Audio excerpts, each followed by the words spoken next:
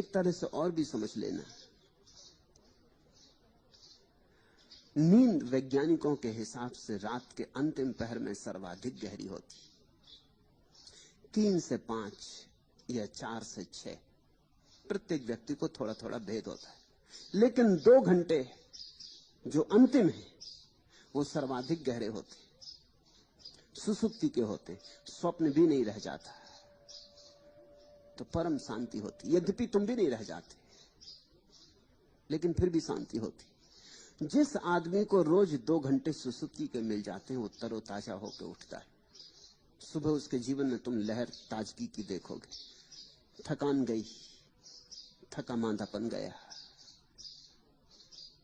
फिर जीवन का उल्लास, फिर उत्साह, फिर उत्सव। रात ने सब घाव भर गई।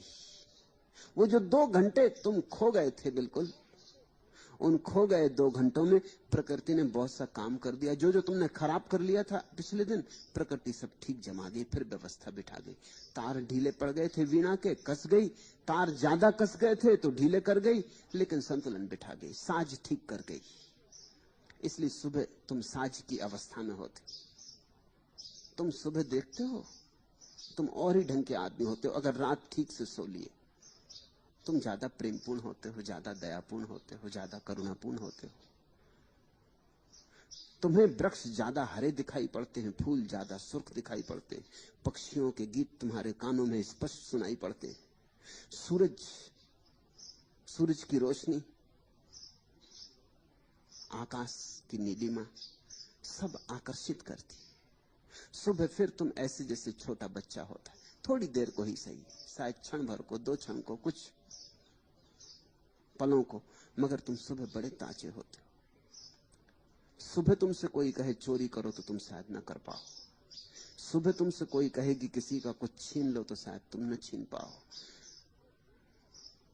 सुबह देना सरल है, छीनना कठिन है। देना आसान है, मांगना कठिन है। सुबह दान सुगम है, छीन झपट मुश्किल है। सुबह प्रार्थना सरलता से हो सकती, यही प्रार्थना सांझ होते होते मुश्किल हो जाएगी। सुबह तुम आदमी पर भरोसा कर सकते हो क्योंकि अपने पर भरोसा है। सांझ आते आते तो आदमी पर अविश्वास हो जाता है क्योंकि अपने पर विश्वास हो जाता है। सांझ तक तो तुम हार चुके, दौड़ चुके, गिर चुके, धूल धूसरित हो चुके, सब चेष्टा कर ली और विषाद हाथ लगा। अब कैसा भरोसा? सुबह तुम में ताजगी होती है, आत्मविश्वास होता है, भरोसा होता है। ये वो 2 घंटे जो गहरी नींद आ जाती। वैज्ञानिक हिसाब से, और वैज्ञानिक हिसाब भक्तों और योगियों के हिसाब से बिल्कुल मेल खा रहा है। वैज्ञानिक हिसाब से 2 घंटे आदमी के शरीर का तापमान 2 डिग्री नीचे गिर जाता है। सुबह सुबह रात के जाते जाते तुम्हें जो थोड़ी हल्की हल्की सर्दी, मीठी मीठी सर्दी लगती है और एक कंबल और खींच लेने का मन होता है, उसका कारण इतना ही नहीं कि सुबह ठंडी होती, उसका असली कारण यह कि तुम्हारे शरीर का तापमान 2 डिग्री नीचे गिर जाता है। तुम थोड़े ठंडे हो गए होते, तुम थोड़े शीतल हो गए होते। वो जो मन में चलती हुई उधेड़बिन थी जो तुम्हें गर्म रखती थी, वो जो भीतर चलता हुआ ज्वर था मन का, वो जो तुम्हें पूरा का पूरा उत्तप्त रखता था, वो चला गया। शोरगुल बंद हुआ, बाजार समाप्त हुआ, सपने भी जा चुके, तुम सब भांति शीतल हो गए। उस शीतलता के कारण, उस मन की शीतलता के कारण तुम्हारी देह भी शीतल हो जाती। 2 डिग्री वस्तुतः तापमान नीचे गिर जाता है। और यही 2 घंटे सर्वाधिक गहरी नींद के घंटे। ये 2 घंटे अगर तुम सो लिए ठीक से तो सुबह तुम ताजे अनुभव करोगे। स्वस्थ मन हो जाएगा, तन हो जाएगा। ये 2 घंटे अगर तुम्हें कोई जगा दे, इन 2 घंटों में अगर कोई बाधा डाल दे तो तुम दिन भर चिड़चिड़े और परेशान रहोगे। 6 घंटे सो लिए हो रात, वो 6 घंटे काम नहीं आएंगे। ये 2 घंटे खराब हो गए तो बस अड़चन हो जाएगी। ये 2 घंटे भी सो लो रात में और तुम रात भर जगते रहो तो भी काम चल जाएगा। ये 2 घंटे वैज्ञानिक कहते हैं अत्यंत आवश्यक हैं, क्योंकि इन्हीं 2 घंटों में तुम्हारी सारी चेतना विलुप्त हो जाती है अंधकार में, अहंकार खो जाता है, बोध सो जाता है। जब तुम नहीं होते तभी परमात्मा तुम पे काम कर सकता है, प्रकृति तुम पे काम कर सकती है, क्योंकि तुम बाधा नहीं देते। इसीलिए तो जब कोई आदमी बीमार होता है तो डॉक्टर की पहली फिक्र होती है कि उसे नींद आ जाए, क्योंकि नींद में ही प्रकृति उसको स्वस्थ कर पाएगी। अगर नींद ना आई तो वो स्वस्थ हो ही ना सकेगा, दवाएं कुछ भी ना कर सकेंगी। इसलिए नींद की दवा देते हैं मरीज को, वो सो जाए तो परमात्मा के कुशल हाथ उसे फिर से ठीक कर जाएं, साज को फिर बिठा दें। इसने तो सब खराब कर लिया है, अब परमात्मा का ही सहयोग मिले तो ठीक हो सकता है। नींद में चुपचाप तुम्हारे भीतर प्रकृति काम करती। तो वैज्ञानिक कहते हैं ये 2 घंटे नींद के लिए बड़े अनिवार्य हैं। लेकिन अब तुम थोड़े हैरान होगे, संतों ने सदा से कहा ये 2 घंटे याद के लिए। ऊपर से तो दिखाई पड़ेगा ये तो विपरीत बात हो गई, क्योंकि अगर 2 घंटे याद करना है तो जागना पड़ेगा, और जागना पड़ा तो फिर दिन भर चिड़चिड़ापन रहेगा और प्रकृति को मौका न मिला। ये ऊपर की ही बात है। संतों ने कहा उसके पीछे कारण है। ये जो 2 घंटे सर्वाधिक गहरी नींद के, ये सर्वाधिक गहराई के भी हैं। इन 2 घंटों में तुम अपने हृदय से भी नीचे की गहराई में उतर जाते हो। पहले पहर में सिर में भटकते रहते हो, दूसरे पहर में कंठ में आ जाते हो, तीसरे पहर में हृदय में आ जाते हो, चौथे पहर में हृदय से नीचे उतर जाते हो, अपने अंतस चेतन में डूब जाते हो। तो संतों ने कहा कि ये 2 घंटे जैसे नींद के लिए सर्वाधिक महत्वपूर्ण है, सुसुप्ति के लिए सर्वाधिक महत्वपूर्ण है, ऐसे ही जागरण के लिए भी सर्वाधिक महत्वपूर्ण है, क्योंकि वहीं से जागरण लाना है, उसी चौथे तल से, उसी तुरी अवस्था से जागरण को खींचना है। लेकिन अगर तुम संतों के ढंग से जागो तो नुकसान ना होगा, चिड़चिड़ापन नहीं आएगा। क्यों? क्योंकि संतत्व का पहला सूत्र यह है कि अहम भाव ना हो।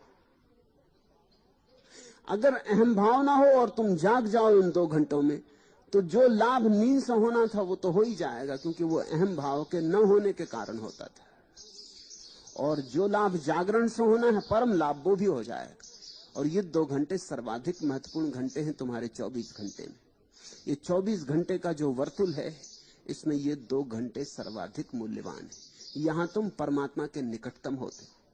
अगर सो गए गहरे तो परमात्मा को मौका मिलता है कि तुम्हें ठीक कर दे, और अगर जाग गए गहरे तो परमात्मा से मिलन हो जाता है, क्योंकि परमात्मा करीब होता है। सो गए तो भी लाभ होता है, क्योंकि परमात्मा का हाथ तुम्हारे भीतर जाके काम कर देता है। जाग गए तब तो कहना ही क्या है, हाथ में हाथ पकड़ लेते हो। जाग गए तो परमात्मा को रंगे हाथ पकड़ लेते हो। जाग गए तो मिलन हो जाता, मुलाकात हो जाती। और एक बार मुलाकात हो जाए तो ये मुलाकात फिर 24 घंटे जारी रहती, नहीं सांझ नहीं भोर, फिर सुबह सांझ का कोई फर्क नहीं पड़ता, फिर दिन रात कहां, फिर तो सब एक सा हो जाता। एक दफा उसका हाथ पकड़ में आ जाए, एक दफा पहचान हो जाए, तब तो तुम उसे जगह जगह पालोगे, बाजार में भी पालोगे, पत्नी में भी पालोगे, बेटे में भी पालोगे, वृक्ष में, पहाड़ पर्वत में भी पालोगे। तब तो उसके सिवाय कोई है ही नहीं। एक दफा पहचान ही होने की बात है, प्रतिभिज्ञा हो जाए, एक बार आंख में आंख जुड़ जाए, नजर से नजर मिल जाए, फिर तुम सब जगह पहचान लोगे। ये जो चौथा पहर है निश्चित ही बहुमूल्य है। लेकिन संत कहते हैं जागने का ढंग है उस चौथे पहर में।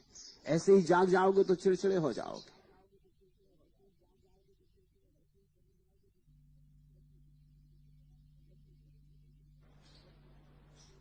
प्रभु स्मरण में जागो, प्रार्थना में जागो, ध्यान में जागो। उस चौथे पहर को रात का ध्यान बना लो। उस समय ध्यान जितनी सुगमता से हो जाएगा फिर कभी ना हो पाएगा। इसलिए पतंजलि ने कहा है समाधि सुसुप्ति के बहुत करीब है। पतंजलि ने तो बड़ी हिम्मत की घोषणा की है कि समाधि और सुसुप्ति एक ही जैसी है, जरा सा फर्क है। जरा सा कहो या बहुत बड़ा कहो, एक ही बात है।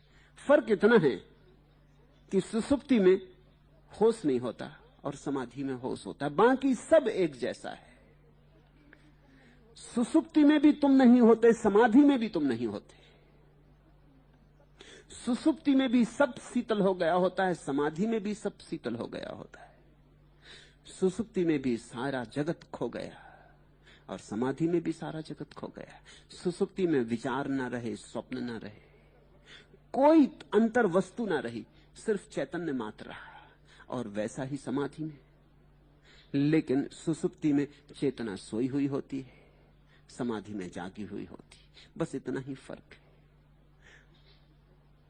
सुसुप्ति से समाधि निकटतम है, सुसुप्ति द्वार है समाधि का, अगर समझ हो। इसलिए चौथे पहर में जागने की बात संतों ने सदा से कही, और इसी देश में नहीं कही क्योंकि इसका देश से कोई संबंध नहीं है। ये तो मनुष्य की अंतर प्रकृति के समझने के कारण, चाहे चीन और चाहे इजराइल और चाहे भारत, दुनिया के किसी भी कोने में जब भी लोगों ने परमात्मा की खोज की है, उनको ये बात समझ में आ गई कि 24 घंटे में ये 2 घंटे जितनी सरलता से प्रवाह होता है परमात्मा में, फिर कभी नहीं होता। इनसे विपरीत घंटे भी हैं। एक वर्तुल है 24 घंटे का। जैसे समझो कि सुबह 4 से 6 बजे तक अगर तुम्हारा तापमान 2 डिग्री नीचे गिर जाता है और तुम सुसुप्ति में खो जाते हो, तो जैसे 4 से 6 सुबह परमात्मा सर्वाधिक निकट होगा, 4 से 6 शाम सर्वाधिक दूर होगा। वो दूसरा विपरीत बिंदु है। तो जिसने ठीक से ये खोज लिया कि कब परमात्मा मेरे निकटतम है, उसे ये भी पता चल जाएगा कि कब मैं परमात्मा से दूरतम होता हूं। और तब एक सूत्र और तुम्हें याद दिला दूं। अगर तुम्हें यह पक्का पता चल गया कि 4 से 6, उदाहरण के लिए कह रहा हूं, किसी का होगा 3 से 5, किसी का होगा 2 से 4, किसी का होगा 4 से 6, मगर कहीं 4 के आसपास, इस तरफ या उस तरफ, 2 घंटे उस तरफ तो 2 से 4, 2 घंटे इस तरफ तो 4 से 6। 2 बजे रात और 6 बजे सुबह के बीच कभी वो 2 घंटे होते हैं। अगर तुम्हें उन 2 घंटों का पता चल गया तो एक तो ये बात समझ में आ गई कि वे 2 घंटे पूरे के पूरे प्रभु स्मरण में जाने चाहिए। क्योंकि जब सबसे करीब हो तभी कर लो बातचीत, तभी कर लो गुफ्तगू, तभी कुछ कह लो, कुछ सुन लो, कुछ निवेदन करना हो तो निवेदन कर दो। इस समय संबंध बहुत स्पष्ट है,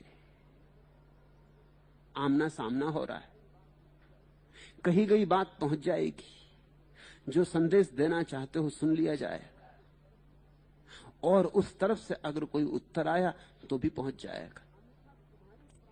अन्यथा तुम्हारी प्रार्थना पहले तो पहुंच नहीं सकती अगर बहुत दूर से पुकारो। अगर पहुंच भी जाए तो वहां से उत्तर आए तो तुम न सुन पाओगे, दूरी बहुत होगी, बीच में 1000 बाधाएं होंगी।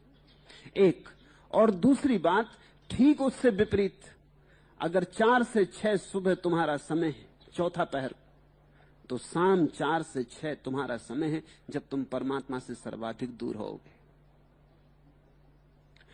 तब भी होश रखना, क्योंकि ये 4 से 6 जो शाम का समय है, यही तुम्हारे पाप का समय होगा। इसको तुम सावधानी से बचाना। इस समय तुमसे भूल चूक होगी, इस समय ही तुमसे गलतियां हो जाएंगी जिनके लिए जीवन भर पछतावा होगा। क्योंकि इस समय तुम सर्वाधिक दूर रहोगे परमात्मा से।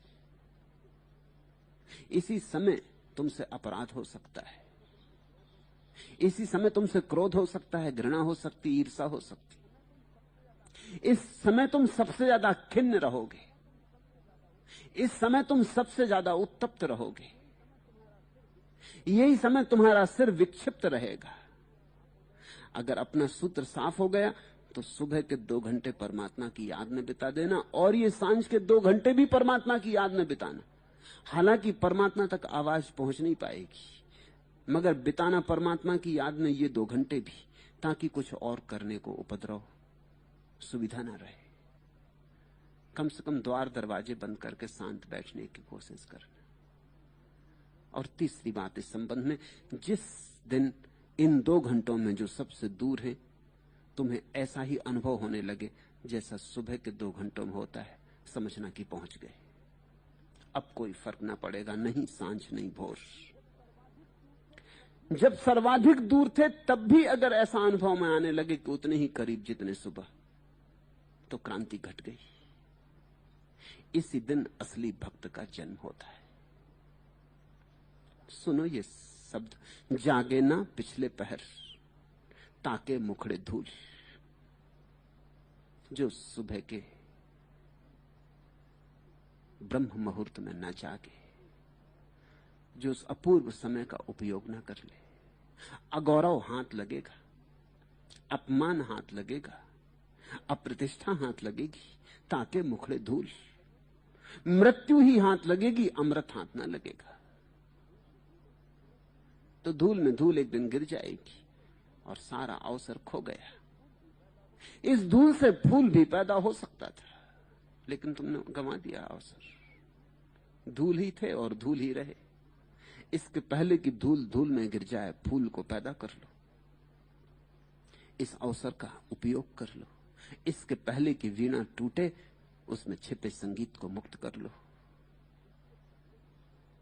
इसके पहले कि कंठ नष्ट हो जाए, प्रभु का गीत गुनगुना लो। इसके पहले कि हृदय की धड़कन बंद हो, धड़कन धड़कन में उसके सुमिरन को गुंजा लो। ये वीणा है, ये देह।